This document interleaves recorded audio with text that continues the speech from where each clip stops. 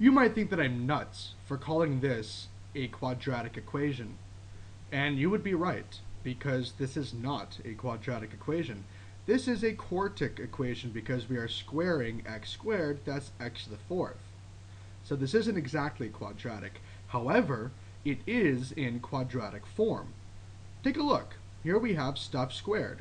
Minus 6 times the same stuff equals some number 7. Well, whenever we solve a quadratic equation or any type of polynomial equation, we always want to have 0 on the right-hand side. So let's just move that 7 over right now. And maybe we can get a better view of what's going on here. Well, take a look. Stuff squared, minus 6 times the same stuff, minus 7. All we have to do really is just call that stuff z. Let's let z equal x squared plus 3. And then I can substitute z in for x squared plus 3, and things start looking a whole lot nicer. Take a look. Here we have z squared minus 6z minus 7 equals 0. Now this is a quadratic, although this isn't a quadratic because this has a power of 4, x to the fourth. This is a quadratic, which is why I say that this is in quadratic form. We can solve it like a quadratic simply by letting z equal my stuff and then plugging z in for my stuff. And now we just have to solve this. So z squared minus 6z minus 7, that's definitely factorable. That's z minus 7 times z plus 1 equals 0. And this means that z is equal to either negative 1 or 7. But we're not being asked to solve for z, are we? No, we're being asked to solve for x. But I have a relation that connects z with x. I know that z is equal to x squared plus 3. Well, that means I can plug negative 1 into z, and I can plug 7 into z, and then I can solve for x. So, negative 1 is equal to x squared plus 3, or 7 is equal to x squared plus 3. And now we just have to solve these equations right here. So let's subtract 3 from both sides. We have negative 4 is equal to x squared, or 4 is equal to x squared. Now solving negative 4 equals x squared, that means that x is equal to plus or minus 2i, because the square root of negative 4 is 2i, and when we take the square root of both sides, we have to, of course, remember the plus or minus. Or, over here we get that x is equal to plus or minus 2. So there are 4 different answers here.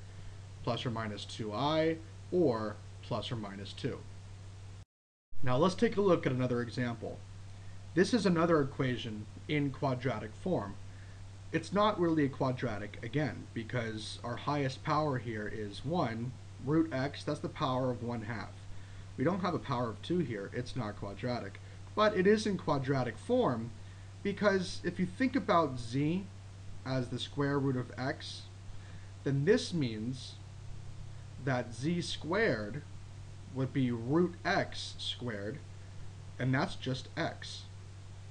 Hey, look, here's a z squared. It's a quadratic form.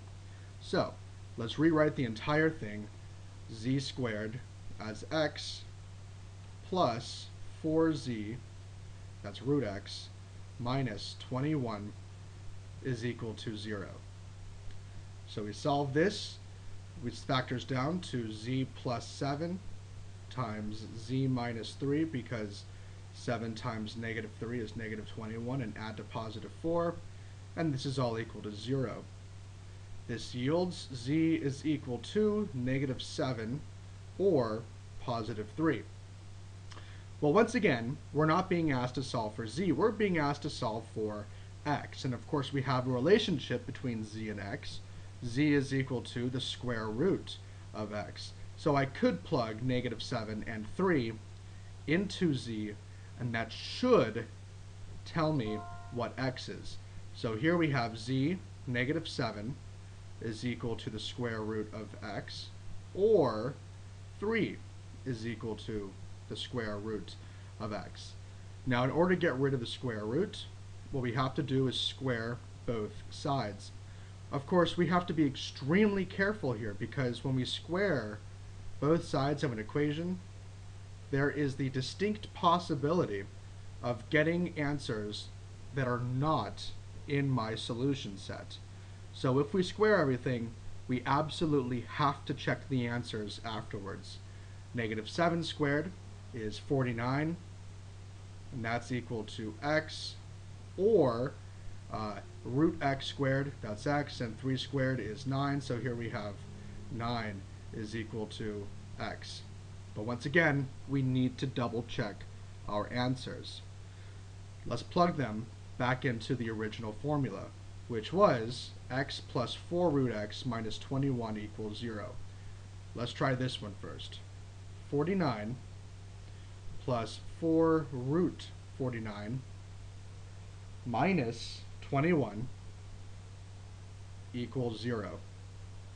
Well, 4 times root 49, root 49 is 7, times 4 is 28, so we have 49 plus 28 minus 21. That does not equal 0. This is not a valid solution. Let's check 9.